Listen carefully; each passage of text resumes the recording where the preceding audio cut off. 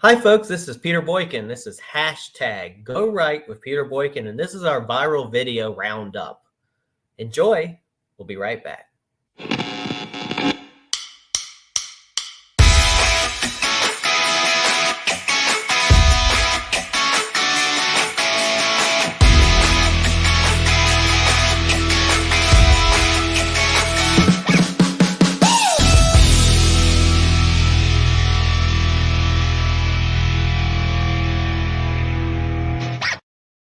Sorry to keep you waiting. Complicated business. Hi, fellow patriots. This is Peter Boykin from hashtag Go Right. Share this right now. Time to go right.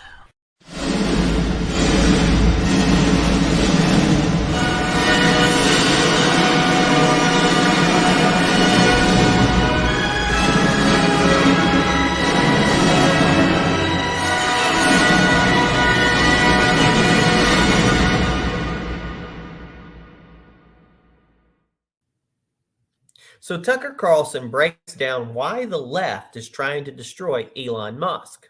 Quote, Elon Musk purchasing Twitter is more than just a potential change to the media landscape.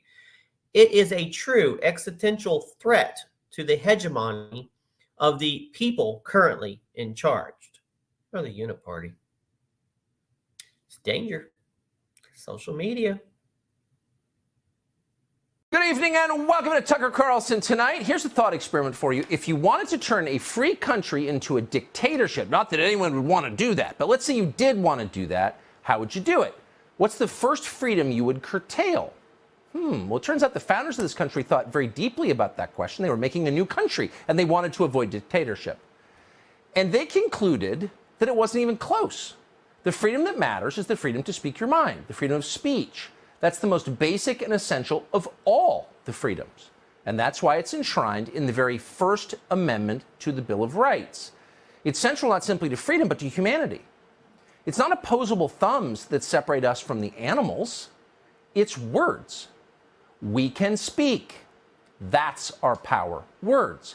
In the beginning was the Word, declares John at the opening of the fourth gospel. The Word. The Word is the most important thing that we have.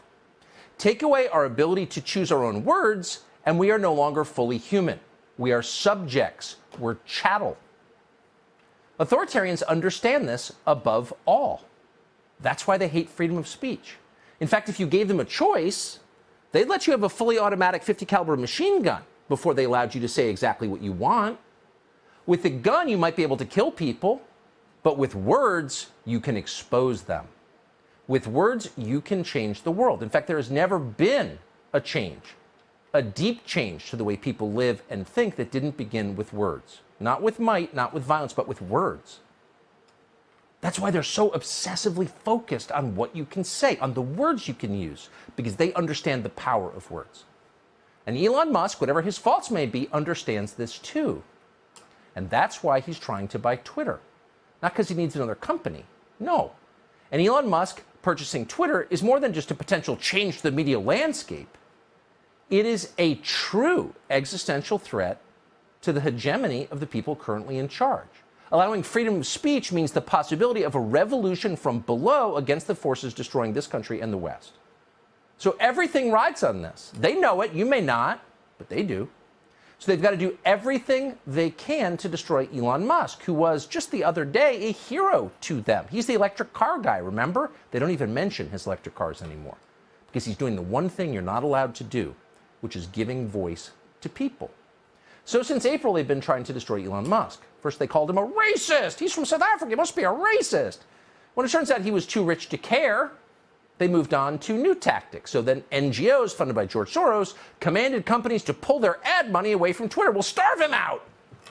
And then some Saudi prince tried to argue that Elon Musk was somehow underpaying for Twitter, when it's very obvious, look at the markets, that he's overpaying. And then the Washington Post's Max Boot got involved, because this was another war he could support. So in order to save democracy, Max Boot informed us, we need more content moderation on Twitter. No free speech allowed. Of course, content moderation is a euphemism for censorship. And who does censorship help? Always and everywhere the powerful. Who does it hurt? The weak. Words are all they have. Take their ability to say what they think away from them, and they have no power at all. So tonight, after roughly 6 months of watching this drama, which has gone in and out of the news cycle, it looks like they have failed to stop Elon Musk from buying Twitter. All indications that we have as of right now are that the deal will go through. Twitter has just locked its employees' stocks, and that indicates some kind of transaction is imminent. And then a source tells the show that there is a very high probability, 90% probability, that within the next 2 weeks, Elon Musk will own Twitter. And he has said repeatedly, and we can't guess the future, but he has said he is doing this in order to give voice to people who have no voice. All of us have forgotten that Twitter banned a sitting president of the United States from speaking, thereby making it really clear who's got the real power. No, not the U.S. government. Transnational corporations like Twitter, which control speech.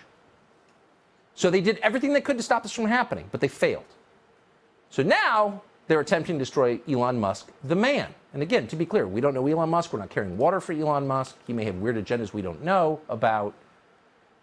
But it's only about speech. That's it. And that's why the Justice Department is now investigating Elon Musk for reasons that no one can explain. But that's what the DOJ does now. Tries to terrify people with criminal investigations into obeying.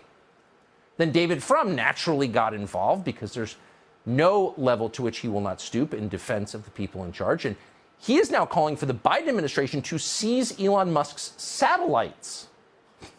The ones that he's given for free to the government of Ukraine for use in their war effort against Russia. Quote, the U.S. should have a plan ready to nationalize Starlink, the satellite company, fast if Musk cuts off Ukraine's connections to advance his political agenda, wrote David Frum. Oh, his political agenda. In other words, if you don't like his politics, just seize his stuff. And of course, at the core of his politics, this is all that matters, is the call for ordinary Americans to be able to say what they really think. Just take his stuff by force. CNN, meanwhile, is calling Musk an agent of Russia because he won't continue to provide access to his satellites to Ukraine free of charge. Watch. Without Starlink, Ukraine says it can't fight. Last week, reports emerged of widespread sudden Starlink outages on the front line as troops fought to take back territory. They are puzzled about why that's going on. Is that something that SpaceX is doing intentionally? Is that coming from Elon? No one is quite sure. The outages and news of the funding request to the Pentagon come as Musk's support of Ukraine is also questioned after he proposed a peace deal suggesting that Ukraine relinquish Crimea to Russia and hold UN-backed referenda for parts of eastern Ukraine. That peace plan was so widely seen in Ukraine as being pro-Russian that one Ukrainian diplomat told Elon Musk to bluntly F off.